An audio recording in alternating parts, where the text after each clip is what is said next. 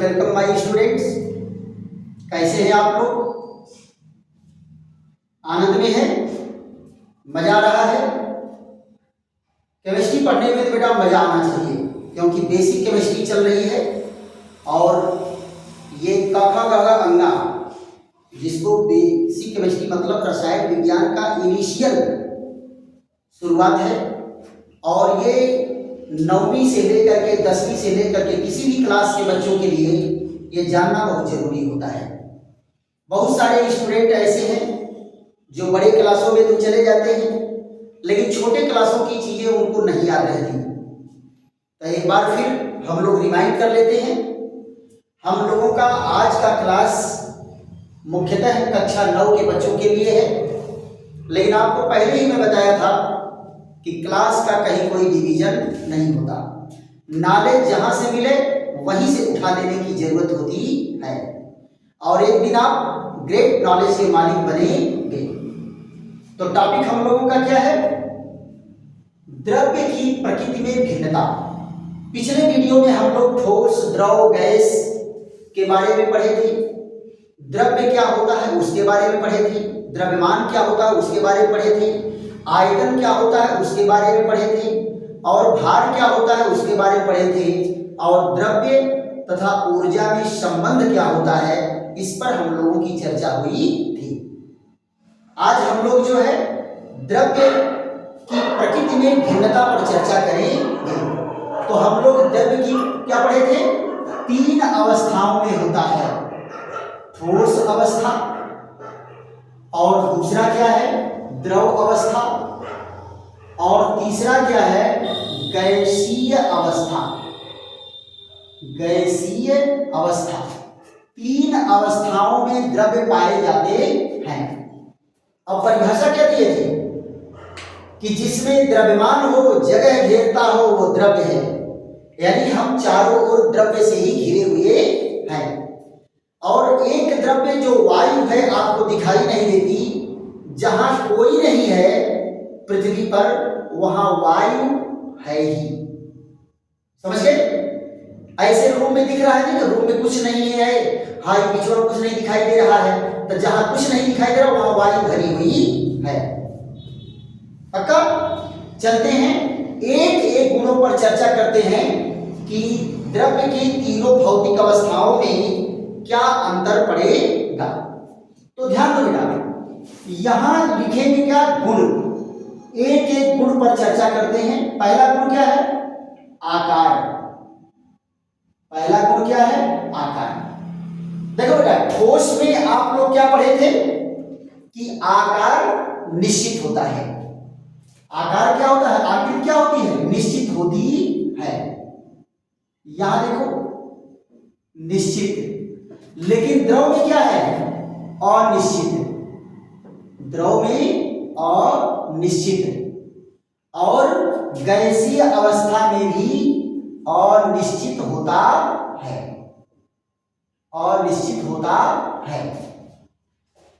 फिर उसके बाद क्या गुण है? हम लोगों का गुण है आकार के बाद आकार, या इसको आकृति भी लिख लीजिए। क्या लिख लीजिए? आकृति। ये। और दूसरा पॉइंट क्या है? आयतन। दूसरा पॉइंट क्या है? आयतन। तो आयतन क्या होगा बेटा? ठोस का आयतन निश्चित होता है। ठोस का आयतन क्या होता है? निश्चित होता है ना? लेकिन इनका आयतन क्या होता है? अनिश्चित होता है। और गैस का आयतन भी अनिश्चित होता है। यहां जरा ध्यान दो, द्रव का आयतन भी क्या है?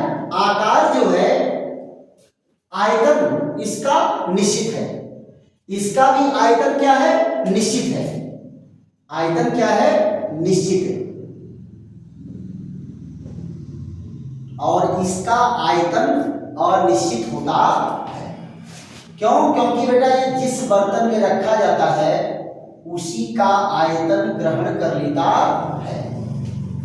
गैस को जिस बर्तन में रखते हैं उसी का आयतन ग्रहण कर लेता है। तो यहां देखो, ठोस का आयतन और आकृति दोनों निश्चित होता है, दोनों निश्चित होता है। लेकिन द्रव का क्या है, आकृति अनिश्चित है और आयतन निश्चित होता है। देखो बेटा, आपको बताया था कि 1 लीटर दूध को अगर बॉटल में रखोगे तो बॉटल की आकृति का हो जाएगा, कुकर में रखोगे तो कुकर की आकृति का हो जाएगा, डोलू में रखोगे तो डोलू की आकृति का हो जाएगा। लेकिन रहेगा कितना, 1 लीटर अगर है 1 लीटर ही रहेगा। इसमें क्या पढ़ाए थे कि गैस को अगर 1 लीटर बर्तन में रखोगे तो आयतन 1 लीटर, 2 लीटर के बर्तन में रखोगे तो आयतन 2 लीटर, 5 लीटर के बर्तन में रखोगे तो आयतन 5 लीटर। आयतन भी इसका बदलता जा रहा है और आकृति वही होगी जो बर्तन की आकृति होगी। तो इसमें दोनों अनिश्चित है, इसमें आकृति जो है अनिश्चित, आयतन निश्चित। इसमें क्या होता है, दोनों निश्चित होता है। क्लियर। अब बात आ जाती है हम लोगों का घनत्व। तीसरा गुण क्या है, घनत्व। घनत्व, घनत्व क्या होगा, इसका घनत्व सबसे अधिक, घनत्व क्या है, सबसे अधिक। इसका क्या होगा, ठोस से कम, ठोस से कम। इसका क्या होगा, बहुत कम। इसका घनत्व क्या होता है, बहुत कम होता है। घनत्व क्या है बेटा, इकाई आयतन का द्रव्यमान, इकाई आयतन का द्रव्यमान। मान लो बेटा ये आयतन है, इस आयतन में अगर ज्यादा अणु हैं तो ज्यादा द्रव्यमान होगा, ज्यादा द्रव्यमान है तो ज्यादा घनत्व होगा। लेकिन अगर मान लो थोड़ा कम हो जाए तो घनत्व घट गया, थोड़ा और कम हो जाए तो घनत्व और कम हो गया। यानी अणु जितने दूर दूर रहेंगे घनत्व उतने कम होगा। तो क्या कहा गया, इकाई आयतन का द्रव्यमान घनत्व होता है। याद रखो बेटा, घनत्व अभी पढ़ाया जाएगा कभी आगे। तो घनत्व क्या है, ये होता है द्रव्यमान बटे आयतन, द्रव्यमान बटे आयतन। क्या है, घनत्व। तो सबसे ज्यादा घनत्व किसका होता है, ठोस का। द्रव का घनत्व क्या है, उससे कम है, उससे कम है। और गैस का घनत्व क्या होता है, सबसे कम होता है। फिर यहां देखो चौथी प्रॉपर्टी क्या है, उष्मीय प्रसार। उष्मीय प्रसार, उष्मीय प्रसार क्या होता है बेटा, गर्म करने पर कौन कितना फैलता है, गर्म करने पर कौन कितना फैलता है, ये उष्मीय प्रसार कहलाता है। तो ठोस को गर्म करोगे तो ये सबसे कम, इसका प्रसार क्या होगा, सबसे कम। यहां क्या होगा, ठोस से अधिक,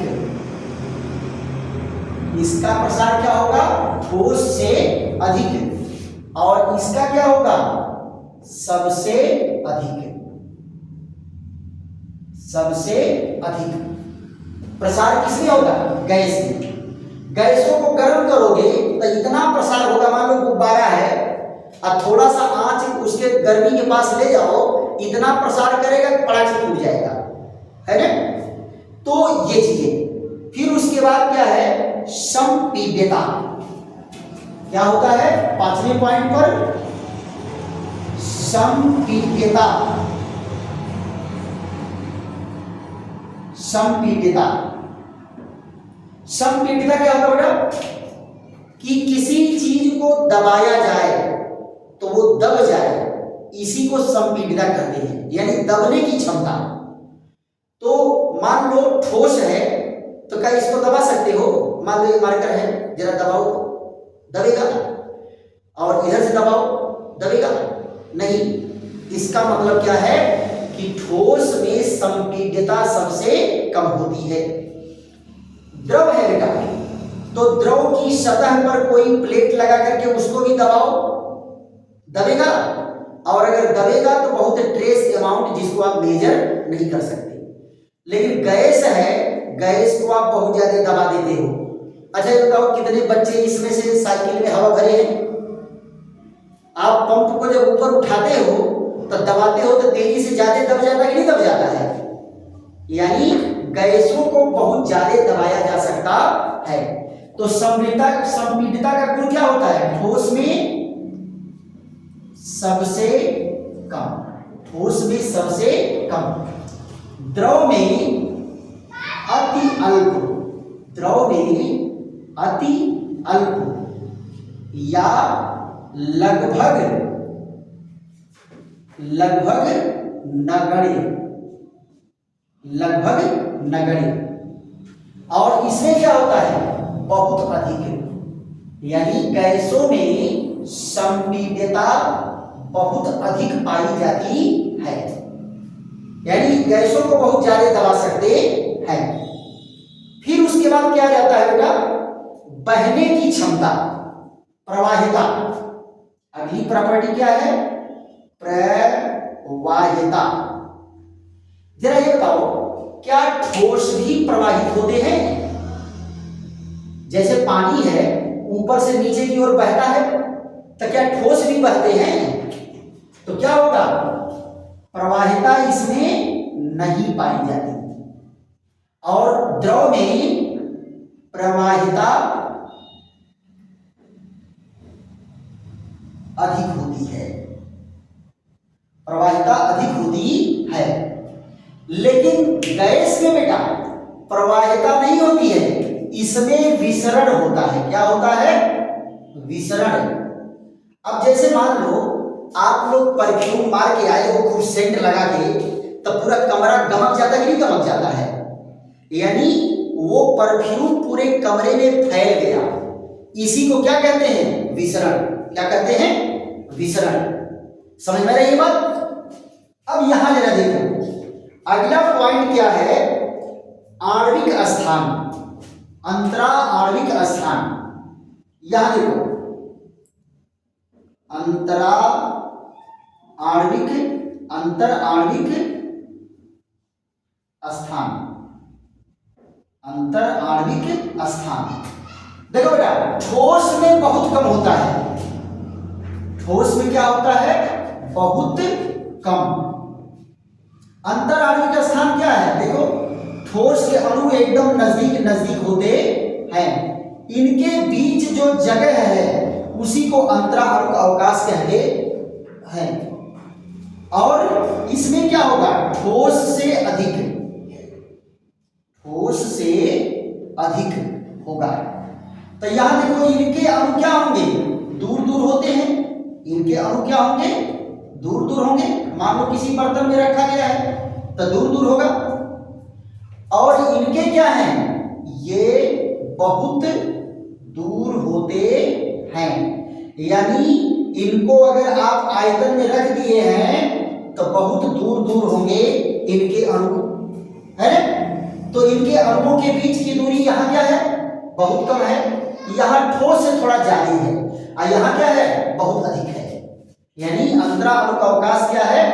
बहुत अधिक है, बहुत अधिक है। क्लियर? अब यहां जरा देखो, इसके बाद इसमें क्या है? आणविक संरचना, आणविक संरचना। आणविक संरचना में क्या है? बल्कि संरचना नहीं, इसको व्यवस्था कहेंगे, आणविक व्यवस्था, आणविक व्यवस्था। आणविक व्यवस्था क्या होता है? इसमें देखो, बहुत निकट, बहुत निकट। और यहां क्या होगा? थोड़ा दूर, बहुत निकट। और यहां क्या है? थोड़ा दूर। और इसमें क्या होगा? बहुत दूर, बहुत दूर दूर होंगे। इनकी आणविक व्यवस्था क्या है? इसमें तो सटे सटे रहेंगे, और इनमें देखो थोड़ा दूर दूर हो गए, और इसमें बहुत दूर दूर हो गए। तो इस तरह से जो है इनमें अंतर होता है।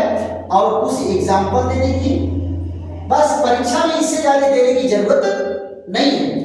यहां देखो, इसके एग्जाम्पल क्या है? इसका एग्जाम्पल है मेज, कुर्सी, और किताब। ऐसे बहुत सारे एग्जाम्पल आप ढूंढ सकते हैं। इसका एग्जाम्पल क्या है? इसका एग्जाम्पल है पानी, तेल, पानी, तेल, हाँ तेल, और कौन है? दूध, और है दूध। यहां जरा देखो, गैस में कौन है? जल वाष्प, जल वाष्प। और कौन है? Nitrogen, oxygen, carbon dioxide, methane आदि। ये सब क्या है? गैसें हैं। तो हम लोग क्या देखें कि द्रव्य की प्रकृति में भिन्नता, कि द्रव्य में कौन से गुण की पाए जाएंगे और किसमें क्या भिन्नता रहेगी। इसके बाद बेटा आ जाता है बहुत बेहतरीन टॉपिक है जिसको कहते हैं परमाणु। क्या कहते हैं? परमाणु। हम लोग परमाणु पर चर्चा कर लेते हैं, फिर अणु पर चर्चा कर लेते हैं कि परमाणु क्या है और अणु क्या है। तो इसको इरेज करते हैं और स्क्रीनशॉट लेना है, स्क्रीनशॉट ले लीजिए।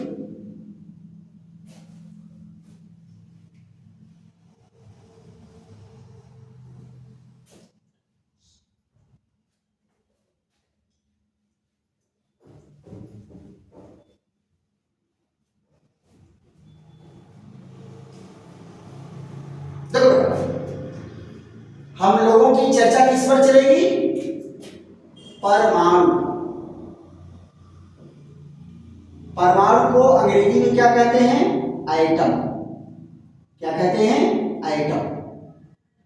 देखो बेटा, परमाणु शब्द जो है एक ग्रीक भाषा का शब्द है जिसका क्या है? एटमॉस। क्या नाम है? एटोमॉस। यहां देखो, एटोमॉस।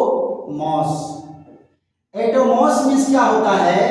अविभाज्य, अविभाज्य। यानी अंग्रेजी में क्या कहेंगे? Non divisible, non divisible. ये अविभाज्य, यानी परमाणु को क्या कहते हैं? अविभाज्य कहते हैं। अब जरा ध्यान दो, परमाणु को अगर आपको परिभाषित करना हो तो कैसे परिभाषित करेंगे? स्टैंडर्ड डिफिनीशन, जो कहीं कटने वाली न हो। क्या है बेटा? जैसे मान लो एक ये द्रव्य है, एक ये मैटर है, इसको आप डिवाइड करना शुरू करो, डिवाइड करना शुरू करो, फिर डिवाइड करो, फिर डिवाइड करो, फिर डिवाइड करो, फिर डिवाइड करो। कहीं पर तो तोड़ने की प्रक्रिया रुकेगी, कहीं पर टूटने की प्रक्रिया रुकेगी, तो वो अंतिम कण जिसको फिर डिवाइड न किया जा सके, दोबारा डिवाइड न किया जा सके, वही क्या है? परमाणु है। यानी सबसे छोटा कण परमाणु है। तो परमाणु को कई तरह से हम लोग डिफाइन करते हैं, लेकिन सारे डिफिनीशन को एक में मिला देते हैं। देखो कुछ पॉइंट में जरा समझते हैं। पहला क्या है? परमाणु सबसे छोटा कण है। परमाणु सबसे छोटा कण है, सबसे छोटा कण है। दूसरी चीज क्या है? परमाणु अविभाज्य है। परमाणु अविभाज्य है, अविभाज्य है, यानी नॉन डिविजिबल है। तीसरे पॉइंट क्या रहा? परमाणु स्वतंत्र नहीं रह सकता। परमाणु स्वतंत्र नहीं रह सकता, नहीं रह सकता। क्या? केवल अक्रिय गैसों, केवल अक्रिय गैसों व अक्रिय धातुओं, अक्रिय धातुओं को छोड़कर, अक्रिय धातुओं को छोड़कर।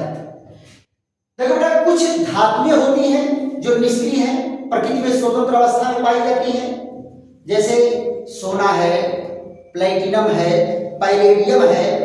ये जल्दी किसी से क्रिया नहीं करते, ये प्रकृति में स्वतंत्र अवस्था में पाए जाते हैं। अक्रिय गैसों में कौन है? हीलियम है, नियान है, आर्गन है, क्रिप्टॉन है, जीनान है। ये सब अक्रिय गैसें हैं, ये स्वतंत्र रहती है, बाकी परमाणु स्वतंत्र नहीं रह सकता। चौथे पॉइंट में क्या कहा गया है कि परमाणु सभी अभिक्रियाओं में भाग लेता है। परमाणु सभी अभिक्रियाओं में भाग लेता है, अभिक्रियाओं में भाग लेता है, यानी ये सभी केमिकल रिएक्शन में भाग लेगा। और पांचवें पॉइंट में क्या कहा गया है कि परमाणु इलेक्ट्रॉन, प्रोटॉन व न्यूट्रॉन से बना होता है, बना होता है। ये देखो, ये परमाणु की परिभाषा के पॉइंट है। अब आप चाहो तो इनको एक ही में लपेट दो। एक ही में कैसे लपेट देंगे? किसी पदार्थ का सबसे छोटा अविभाज्य कण जो स्वतंत्र अवस्था में नहीं रह सकता परंतु सभी अभिक्रियाओं में भाग लेता है तथा इलेक्ट्रॉन, प्रोटॉन, न्यूट्रॉन से बना होता है, परमाणु कहलाता है। बस, इससे ज्यादा कुछ नहीं। सबको एक ही में लपेट दो, समेट दो, बन गई परमाणु की परिभाषा। जरा देख लो परमाणु की परिभाषा क्या होगी। सबको मिलाओ एक ही में, याद रखो इन्वर्टर का मान। परमाणु किसी द्रव्य का, द्रव्य का पहला क्या है? सूक्ष्मतम अविभाज्य, अविभाज्य कण जो स्वतंत्र नहीं रहता, जो स्वतंत्र नहीं रहता और सभी अभिक्रियाओं में, सभी अभिक्रियाओं में भाग लेता है, भाग लेता है तथा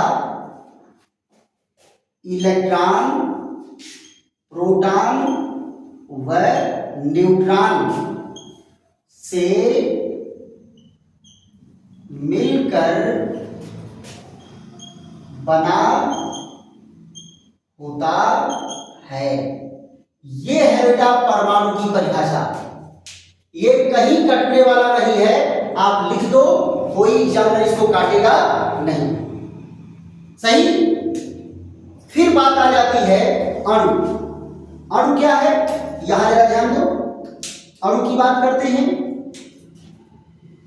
अणु की अंग्रेजी क्या होती है? मॉलिक्यूल। अणु की अंग्रेजी क्या होती है? मॉलिक्यूल। अणु, अणु क्या है? दो या दो से अधिक परमाणुओं का समूह जो किसी रासायनिक बंध द्वारा जुड़ा होता है, अणु कहलाता है ना? अणु कहलाता है। तो इसको कैसे डिफाइन करेंगे? दो या दो से अधिक, दो या दो से अधिक। क्वेश्चन क्या होगा? समान या भिन्न परमाणुओं का समूह, परमाणुओं का समूह, दो या दो से अधिक परमाणुओं का समूह जो परस्पर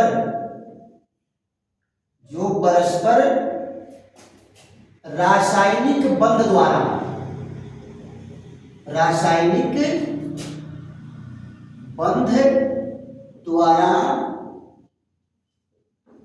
जुड़े होते हैं अणु कहलाते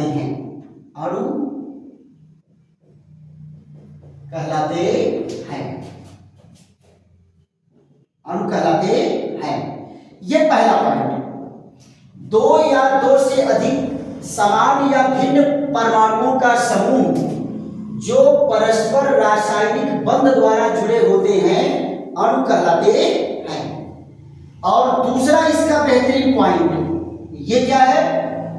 दूसरा बेहतरीन पॉइंट क्या है? अणु